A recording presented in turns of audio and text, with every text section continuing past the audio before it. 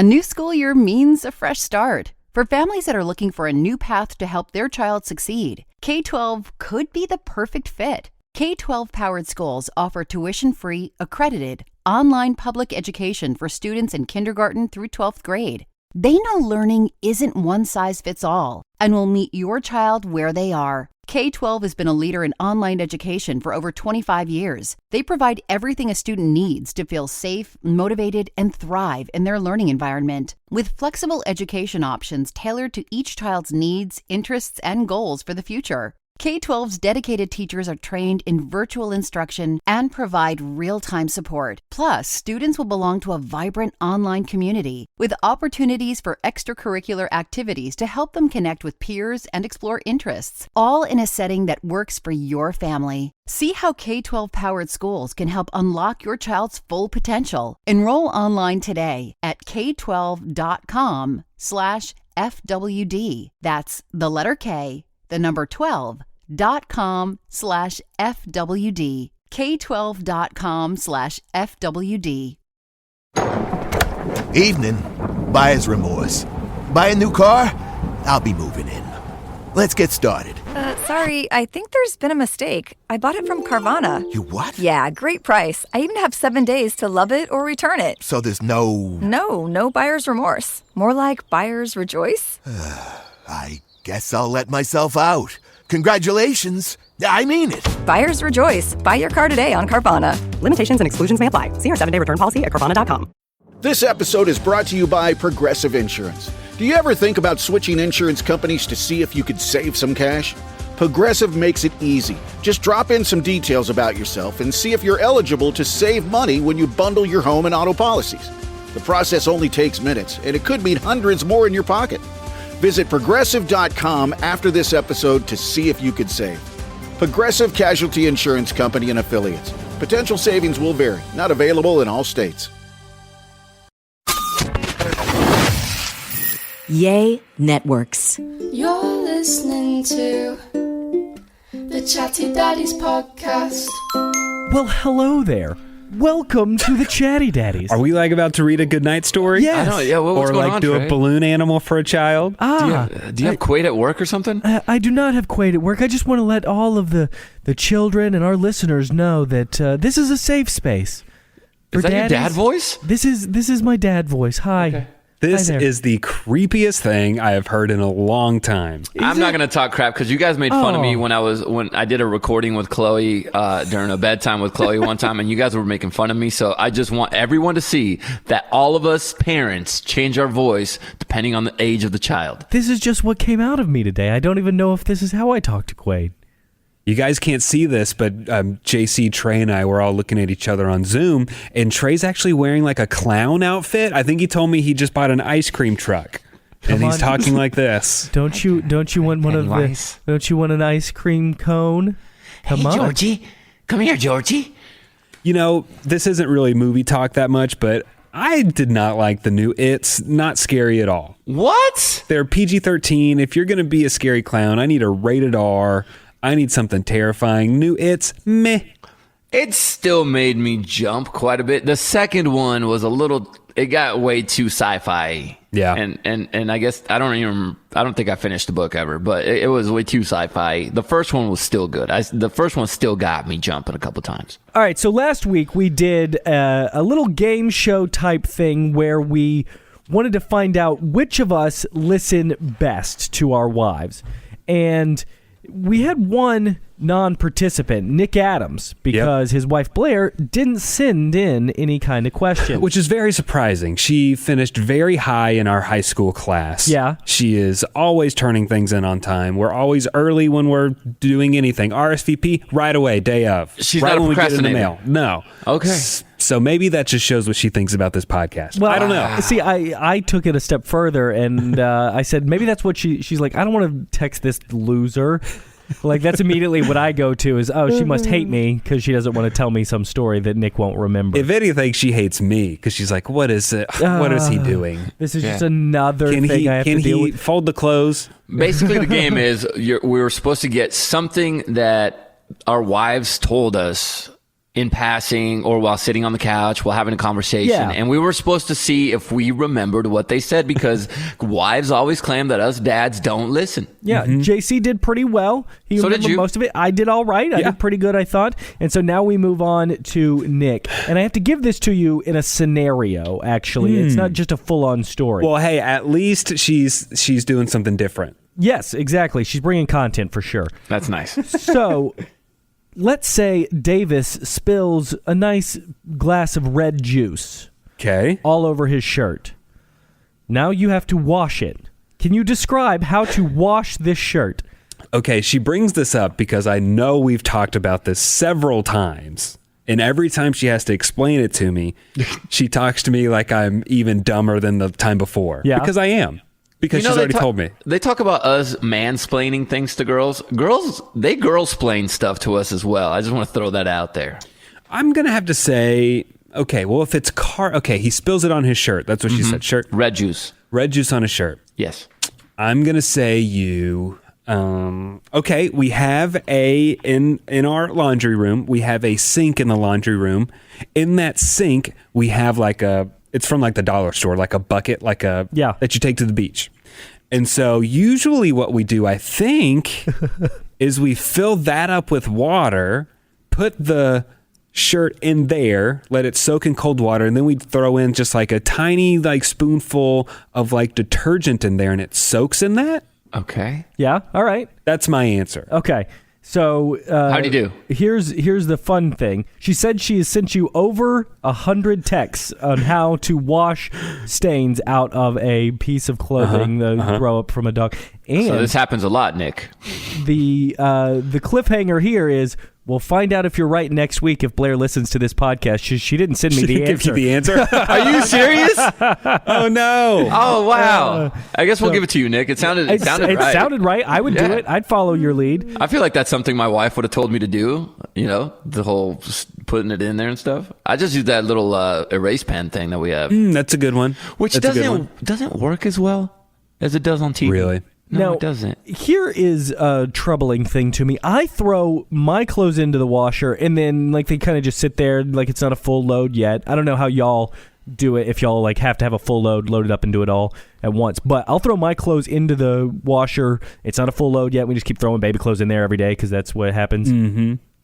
And then I just throw a thing with poop on it into the washing machine. No, you can't do that. I will use the Dreft stain remover stuff and then try to scrub out some of the poop off of the swaddle or the piece of clothing, the onesie or whatever.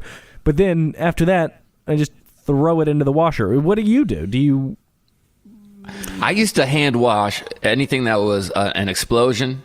If there was any blowout. And it's only a hand wash? You don't throw it through the washer? No. So I would do the hand wash so you would get the particles off. Because this is what grossed me out, is if you're throwing something in the washer with my other clothes that are also dirty, but not as dirty as this one, there's going to be particles swimming in there. Exactly. It's just gross to me. So I would try to get everything off as much as possible to where it was just a stain. Yeah, I try my best to get it off it just looks a little like a brown, like a coffee spill almost. Sure. Yeah, that's it. But still, I go... And then I just throw poop into the washing machine. Yeah, I would do the whole soak it, let it come off as much as possible, and then run it through the washing machine. Right. But I did it with hot water. It'd always be hot because I feel like hot water does the best thing against poop. It kills it or something. Yeah, I think so. I hope so, at least. Got to do something, right? I mean, better than cold water, right? Nick, your answer sounded very confident. I'll give you 100%. Congratulations. Okay, thank you. Well, JC, we do need to touch base on something with you because we've heard for a few weeks now about Chloe's talent show.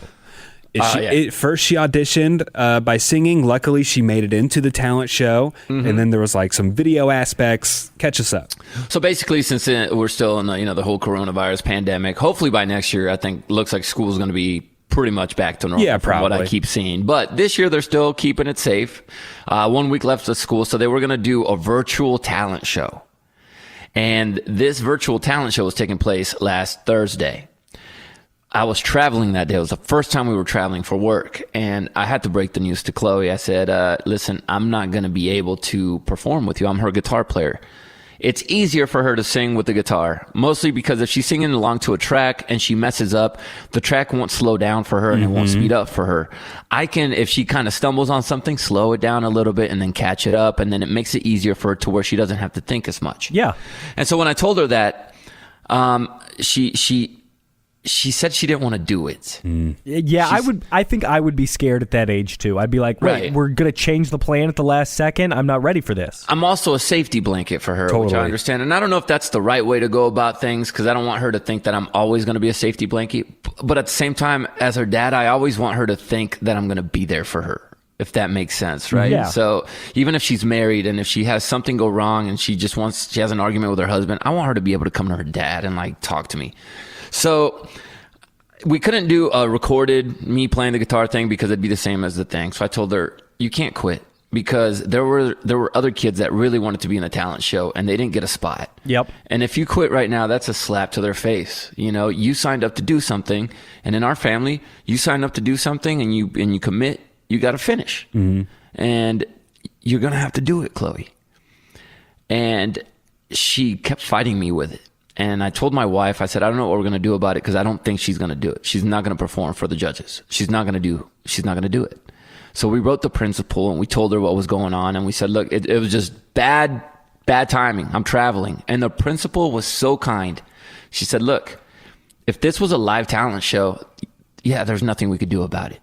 You're out of town. But this is a virtual talent show. We wanted to get it done early so we could get it set up. It was going to play the following Monday. So they just wanted to have it ready and the judges do their judging and then just play. So this isn't live for like the whole school. This No. is live for the judges. Okay, cool. Which was great news to me. And so after I saw that, I was like, okay. So in my head, I'm like, there's a chance. And then I kept reading the email, and she said, if you want, I will extend Chloe's window to get her video in to us judges till Friday. So I basically pulled her out of school early on Friday. She came home and we recorded it was a one, and I wanted it to be as live as possible. So I told her, practice a couple times. We're going to record it once and that's it. Yeah. Because I don't want you to have a heads up or an advantage on the other kids that are doing the talent show. And she said, fine. So we got out there, we recorded it. Kinsey did a great job with the camera. I could see her. She started crying. And then Kinsey did, not Chloe. Yeah. Kinsey was started crying. She was so proud. Chloe killed it the first round. Nice. And I said first round because then Kinsey gave me the no face. No. And I knew something was up. And I said, Dude. what happened? And she goes, I didn't record. Chloe was done, by the way, because that's a hard song for a little girl, man. Sure. It's her first time ever. And I think she maybe messed up a couple lyrics, but she made it her own, which is what you're supposed to do. And so I'm like, I looked at Chloe expecting a full meltdown, blow up, just like, we're done. I'm not doing this. And she looked very calm. In fact, more calm than me or Kinsey. And she goes, well, let's just do it again. Yeah, from the top. From the top, make it drop. And we did it again. This time we recorded, did it straight through. Just as good as the first time, and we sent it in. So Chloe did get to be a part of the talent show, thank goodness. Good. But she didn't know it was going to be played for the whole school, and that's going to be another story. I don't know. It's actually happening as we speak right now, as we're doing the As podcast. we're recording. We're recording this podcast in advance, and so she's at school right now, and they are, as we speak. As we speak now, Wow. boys. Oh, no. They are playing back all the talent show performances, including Chloe's, who has no idea. And until I told her this morning, and her only response was, so the fifth graders are going to get to see this? Those fifth grade boys are. And what grade is she in? She's in first. Oh. And then again, your parent mind starts wandering around, and I'm thinking, I hope and pray that nobody is a jerk. Right. And makes fun of her, or any kids in her class make fun of her. And I even had to tell her brother, I said, listen, Kason, they're going to play Chloe's song. You cannot laugh. You cannot make fun of your sister. If anybody does, I want you to look at them and go, that's my sister and she did good. And he looked at me and he goes, I thought she did great. Yeah. So we got that covered. But yeah, there's still that little part of me as a parent that I'm a little scared that this could be Totally something that starts a little bit of a bullying issue, and I'm the cause of it because I'm the one that pushed her to do something that could in turn get her bullied, but we can't live in fear, right? That's the thing as parents. We can't have our kids living in fear. 100%. Now, I don't know what the world really is like in high school, in elementary school, in middle school anymore. I like to think that things are getting better than whenever I was in elementary school, middle school, high school. Because my little brother, he's about 13 years younger than me. Yeah. Kindest, nicest person I could ever even imagine. Like, he doesn't make fun of anybody. I went to a paintball, a paintball arena with him and his friends for his birthday, and one of his friends, called another one of his friends the F word, for being gay. For being gay, yeah. And my little brother turns like, dude, what are you doing? You don't need to say that. Like, so there are people out there that are doing better and standing up. So I guess I do know that F word still gets thrown around, but I think people are getting better. Is that just me hoping for the future? Or yeah, I mean, we actually had that happen with Kaysen recently at a party where a kid was calling him. A sixth grader, by the way, kept saying, "Does your mom know you're gay?" to Kaysen. And Kaysen finally was upset because we have gay family members, and we told him that's not a word you use, man. That's not a word you use to hurt other people, because there are people that are gay and they're awesome, you know?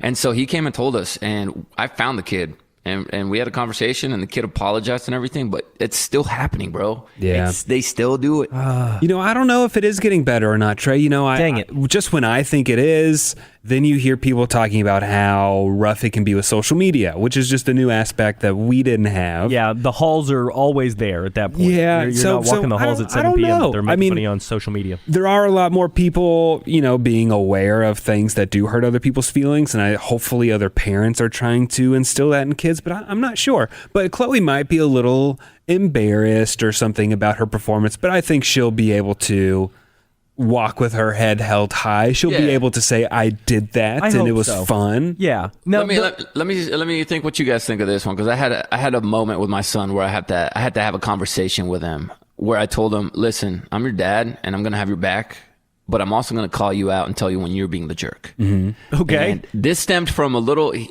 has a little dude that he was buddies with, and now they're not friends. But a few months back, these two guys, Kaysen and his boy, who kind of led him down the path of making fun of other kids, roasting other kids, which is, I guess, popular to do in their age group.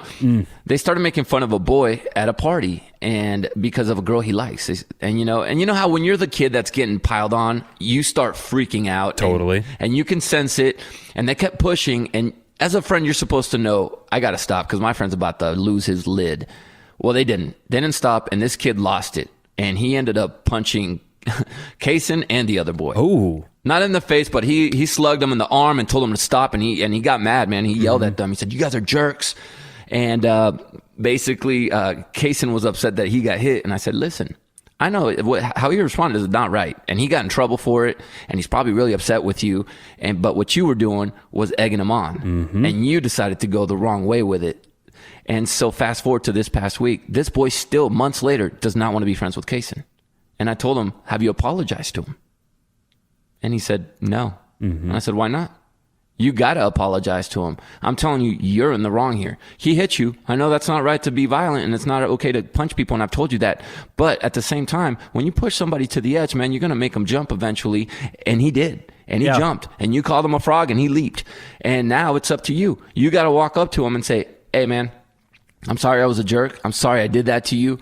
I really like you as a friend. I want to continue this friendship." And then give him the chance to say yes or no. But at that time, you get it off your chest, and now you're at least free from that pain or that suffering that you've been feeling that you've been jaded or you've been shaded. And he didn't want to. That's hard to apologize to someone, man. Especially when so much time has passed. It's hard to be like, "Oh, hey." And so sorry. I told him. And so he was throwing a fit, man, because the kid, Chloe went to a party and Kaysen wasn't there, and the kid asked if Kaysen was there, and Chloe said no, and the kid went, "Yes." That upset Kaysen. Yeah. To the point where he was throwing a tantrum, and I said, "Listen, I'm gonna take your iPad away until you apologize to this boy and make it right, and then I'll give it back to you." So I don't know. Then did he listen then after the iPad was taken away? He did listen then, but he still doesn't want to. And I told him, man, I'll set up the meeting. I'll set you guys up. It happens. I was the other kid. I got pushed to the edge one time and I punched a kid because he was making fun of my mom. And I got in trouble for a month. And that kid never apologized to me. And I never wanted to be his friend. Mm-hmm. So I told him from the other perspective. But the problem that I see with other parents is that they see that their kid never does anything wrong. Sure. Yeah. The parent's always going to take their kid's side. What you're doing is great. You should definitely call your kid out if it needs to be. We have to.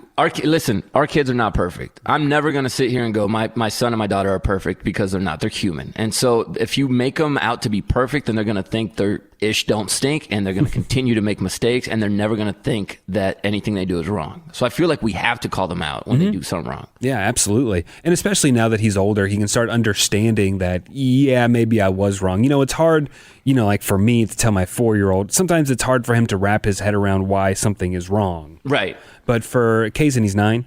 Yeah, he's 9. He's about to be 10 this year. Yeah, so he can understand, maybe when he was right, when he was wrong. Yeah. But the good news, he doesn't hang out with the boy that was egging him on to roast people anymore, which is good. And I've seen that change in him when he's around other kids, and that's not happening anymore, which is a good thing. Yeah, teaching your kid how to be nice all the time is not an easy thing to teach. And then also, I think what a lot of people have learned over this past year while working at home, while kids are virtual, is teaching your kids in general.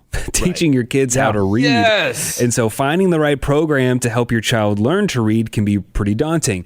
You have to find something that's both engaging and proven to get results. So Hooked on Phonics has been the most trusted program to help kids learn for nearly 35 years, which is why we got the program for our kid. And I got to say, I used this when I was a kid, and it helped me a ton. Hooked on Phonics worked for me. Remember that? Yep. Absolutely. Because for me, if my mom or dad or my brother was trying to teach me something, especially reading or something in school, I almost wouldn't listen to them. I had to have someone else or something else teach me. Yes. And so using Hooked on Phonics definitely helped me big time when I was a kid. And I know Trey, Quade's not learning to read yet, but this is going to be very beneficial for him because Chloe actually was having problems learning how to read. Her kindergarten year was taken away because of COVID. So when she entered first grade, I felt like she was a little bit behind, but with Hooked on Phonics, it gave her access to the reading app, unlimited access, and it had workbooks, and it gives them hands-on practice, and it reinforces these skills that they maybe missed out on because they weren't in the classroom anymore. And that way she got to rebuild those in the app. Plus they had storybooks. They were written specifically to build their confidence, and there's even discussion questions that helps increase reading comprehension, which is vital. It's vital when it comes to taking tests later on as they get older. So this has been a godsend to be able to help her. And Chloe is now caught up. She's doing excellent when it comes to reading. We're all good now. The great thing is that these lessons are only 20 minutes or less, so the curriculum is guaranteed to help your kid learn. So it's like, hey, let's pause the TV, do a little Hooked on Phonics for right now, have a snack, and then go play. And they're fun. They're fun books. They even have pre-reader lessons that you can for little ones. Yeah, little ones. We got a couple of books for Quade so that he can get those sounds. So if you want to give your child the confidence that reading brings with Hooked on Phonics, visit hookedonphonics.com/daddies and receive your first month for just $1. That's Hooked on Phonics, PHONICS.com/daddies to get your first month of Hooked on Phonics for just $1. hookedonphonics.com/daddies. So we got some fan mail from a few listeners, and if you ever want to send us anything, if you ever want to send us a note, you can always contact us by many different ways, and they're all in the description of this podcast. Christian wrote us, and he said, "Hey, daddies, love your podcast. I love hearing other dads talk about parenting, and you guys are down to earth and not preachy." That's good. Not preachy like a lot of other parenting entertainment people are. That's because we're experts, Christian. That's right. We're experts. So Christian said, "My wife and I are struggling to give our kids a healthy diet. We have 3 kids, ages 4 to 9. I know it isn't unusual, but all my kids eat are chicken nuggets, fries, junk food, and juice. They won't drink water or eat vegetables. Luckily, none of them are showing signs of being overweight, and they're all pretty active and like to run around and play a lot. Any advice on how to get them to start eating better?" Christian, you are dealing with the biggest problem every parent faces. I get so I don't know about you, Nick and Trey. I get jealous when I see these kids at restaurants. Sure. That order yes, can I have the chicken breast with a salad and a glass of water, please? I'm like, who is this? Unbelievable. Like, are you microchipped or something? Like, how do you crazy. get these kids to do this? I know that a lot of parents will read, of course, you're going to read books and stuff like that before having kids. And there's lots of different things about diets. And like my wife had read this book about how like French people raise their kids on how they eat nutritiously and stuff. And it's like, but when push comes to shove, you just want your kid to eat something. Right. Because that broccoli smells bad and they don't want to eat that. So they want to eat the French fries loaded up with ketchup. What has helped for me, Christian, is my kids are actually really good when it comes to drinking water. And the reason I think that is because we just don't get soda at home or juice. Yeah, it's just not an option. So there's no option to drink anything but water. And it's actually helped because now my kids, they will go to a restaurant and they'll get water. And we treat them to soda once a week or twice a week. If we go out to eat, now they can get a soda. But for the most part, they'll drink water. When they go out to their little gym classes or football or cheerleading, they get water. They do it on their own. That's helped. As far as vegetables go, I know it's not the healthiest way to do it, but we put cheese on broccoli. You know, you just put whatever they like, whatever sauce they like. My daughter likes ranch.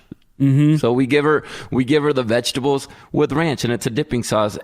And at least they're getting the nutrients, even though getting something. They're getting something, Nick. And that way, at least hopefully one day they'll grow out of it and they'll be like, all right, I don't need this ranch every time I'm eating broccoli, or I don't need cheese on top of my broccoli every time. That's what helped with, and not just broccoli, but other vegetables as well. Now, Christian, I haven't made it to the picky eater yet because he doesn't get to choose what he eats, but have you tried lying to him?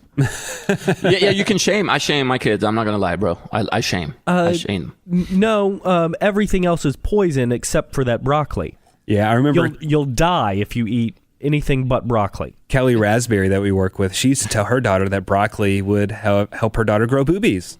Yeah. And that's pretty funny. My son right now is really into muscles now, and he's starting to notice that, you can have muscles. And so my kids are infatuated with biceps. And I told Case, and he goes, how'd you get those biceps? The truth is just protein and lifting. And, that's the truth. I told him spinach and broccoli. Sure. So now he's really into and you could tell he still doesn't like the taste, but he eats it because he's trying to get them little balls on his on his arm going. I kind of got my son into eating carrots and ranch because his uncle, my wife's brother, is a pilot. And I said, well, he can fly airplanes because he eats a lot of carrots. Smart. And, the old carrots help your eyesight. And he said, oh, okay, so he kind of likes that with ranch and stuff too. But, I'm wondering if it's something where Christians should maybe just, obviously, if you just do an abrupt change, that's probably not going to go over well in the household. It's just kind of like a gradual, okay, over these next 3 months, we're going to start gradually introducing, even if you just put the vegetable on the plate and they don't eat it or something, but you just start gradually stop bringing in the unhealthy food in the house. You just kind of stop maybe bringing those chips in, or you stop bringing in the French fries for dinner gradually, and until you're kind of just at a point where it is a chicken breast and some steamed veggies. And if they don't eat it, they don't eat it. Yeah. Sorry guys, this is your dinner. And then you say, it may not work for the 4-year-old, but if he has a 9-year-old, you can say hey, if you don't eat that, you're not getting your dessert. And then maybe you start phasing desserts out. But, I think maybe a slow phase-out process might work good for little kids. And I know we do have some parents that have teenagers out there that maybe dealt with this, and I think every parent has dealt with this. So if you have any ideas or anything that did work for you, definitely drop it for us so we could, relay this information to other chatty daddies and chatty mommies out there listening. And you know what sucks is that they have 5 people to feed at least. The way to do it is you go to McDonald's. That's the simple, easy way to do it. And this is not any kind of sponsorship, but I have an Instant Pot that will make a ton of food. And you can get cool, good recipes that everybody's just a part of this Instant Pot community online. And they're like, oh, I came up with this recipe, came up with that thing, that you can get healthy meals. So if you wanted to do the bulk crock pots too, Instant Pot meals, there are some healthy recipes out there that don't taste all terrible and bland, but like a stew that's nice. Mm-hmm. And Trey, you're so right. Like here we are assuming they have so much time to cook. A lot of parents, if both parents are working, you don't have time to sit down and cook for an hour. It's tough. And so, yeah, going to just picking something up on the way home, a pizza, fast food is just the easiest and most convenient way to do it. And a lot of times cheaper. I mean, for way sure. cheaper, dude. Yeah, for sure. It's unfortunately it's cheaper to just order off the value menu, get a couple $1 burgers, and go home. You're good. I wish there was a drive-through restaurant that just served chicken breast, broccoli, and like rice The and beans healthy or whatever. drive-through restaurant, Yeah. dude. I bet you could make a killing. No way, because it's No, I mean, I don't know how fast we can make fast food, but I bet people there is a definite health crave in this country. Yeah, if you could just have your chicken breasts that are grilled or boiled or however you want, ready to go, along with maybe some steamed fish over here. But it's just keeping it fresh. Yeah. And keeping the price point down, because if you could make it the same price of a Chick-fil-A meal, you might be getting somewhere with that. But if my chicken breast and 2 sides are going to be $15, I'm not going. I'm going to go to McDonald's. Yeah, exactly. I can get the chicken nuggets for way cheaper. And I guess than that. Chick-fil-A does try to do a salad. Sure. Or grilled chicken. chicken sandwiches as well. Yeah, they do. And I'm not lying. That Chick-fil-A sounds pretty good right now. Yeah, right? Spicy chicken. Mm-hmm. But I did get into. Oh, sorry, Christian. Hopefully that helped. Maybe it did. Maybe it didn't. And maybe we'll get some tips from other parents that'll help you out here in a future episode of the Chatty Daddies. The wife has been a little upset with me as of late because I've been pretty good about this, but the other day I just thought it would be really funny to burp really loud during dinner. Give us a taste. Hold on. Can you burp on command? I can sometimes. Okay. Can you not, JC? I can. Okay. I find my sister-in-law doesn't even know how to burp, period. Oh, wow. That's a great one. So I thought that would be really funny. Impressive. My son lost it. He thought it was the funniest thing he has ever seen. Like, he was like crying, laughing. And he was crying so hard he was farting. It was a good laugh. And so my wife kind of looked at me like, "Don't do that in front of the kids," because my wife thinks it's gross. What wife thinks that's attractive? Well, you're also at the dinner table and you're probably trying to teach about manners and stuff. Exactly. Yeah, gotcha. And so, anyways, my son has now not been necessarily stifling his burps. Right. His burps are just going to come up, and a lot of times if you burp, it's just like you just kind of let the air out a little bit. But he's just been like letting them fly, and he thinks it's so funny. And now I have to try and talk him back, right? Because every time he does it, my wife gives me the look, and then I need to be the one that tells him that's not a good thing to do. And so you think he's just keeping that inside the Addams household? You think he's taking that to school? I don't know. I don't know. And every time I'm like, hey, buddy, that's a little gross. We don't need to be doing that. I know I did it. I shouldn't have done it. Mommy doesn't like it. Your friends don't like it. So that's what we're dealing with. Is my son burping. I love it. That's another. See, now once I make myself start, I'm on a roll. Yeah. I basically have told my kids, please. It's okay if you want to do it here at home and everything from time to time, not at the dinner table. And I've told them when they go to their friend's house for dinner, don't embarrass the family. Yeah. I don't care what your friends are doing. If they think it's funny and they're doing it in their family, don't embarrass us. Please make other parents think at least that I'm exactly a decent dad and teaching you manners. Please. It is so funny. My son really doesn't understand like shame or embarrassment about, just his body in general right now. And so, dude, my son farts so much. Like, it's constant. JC, I don't know. Does your kids just like fart all the time? Because my son farts constantly. Oh, yeah. And he doesn't know he's doing it, really. It just happens. And one of them is stinkier than the other one. I'm not going to name names, but one of them definitely smells worse. Yeah, they're definitely... It's so funny. Like, my kids love to be tickled. And so I'll be tickling my kid, and he is just ripping them. Like, we have to check his underwear after... After they're like wet ones? Yes, after I do like a little tickle fest with him. He, like, it is... And it's hilarious because he's just letting them rip. Dude, it's the funniest thing ever. You want to know something I used to do? And I think this scarred my sister. Because, again, there's a big age gap between my sister and I. I'm 12 years older than her. So when she was about 2, I'm 14, 15 years old. And I realized that if I held her down and tickled her, I could play the trombone, bro. She would fart. Yo, yeah. So all it took was just some tickling, and then the toots came out of everywhere. And I would have my friends over, and if she would try to break into my room and stuff and try to see what we were up to. So I would start doing that in front of my friends. to where she still brings it up to this Hilarious. day. Oh, hilarious. She's a grown woman getting married and everything. Still brings up that I used to hold her down and make her fart in front of all my friends. You got to add that into the speech, into the toast at the wedding. At her wedding, you have to. Some of my friends started calling her Fart Lexa. Clever. My daughter, she's 2.5 now, and she doesn't have big, crazy, like breaking the sound barrier farts. It's just a little, and then she goes, I tooted. I tooted. Those are cute. It's adorable. And she does it in the shower, and those are pretty funny too, because they're like wet. I tooted. Boys, I think that does it for this episode of the Chatty Daddies, but I want to leave you with a little tease. Oh, let's go ahead and give a tease. So in the next episode of the Chatty Daddies podcast, I have found a list of things that are, quote, a surefire way to start a parenting argument.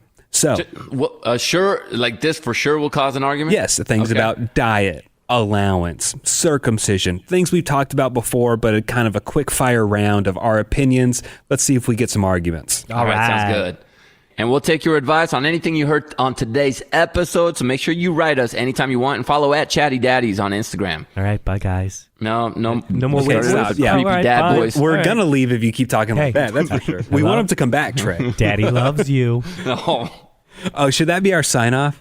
That's it for the Chatty Daddies. Daddy loves you. Yeah. The Chatty Daddies podcast.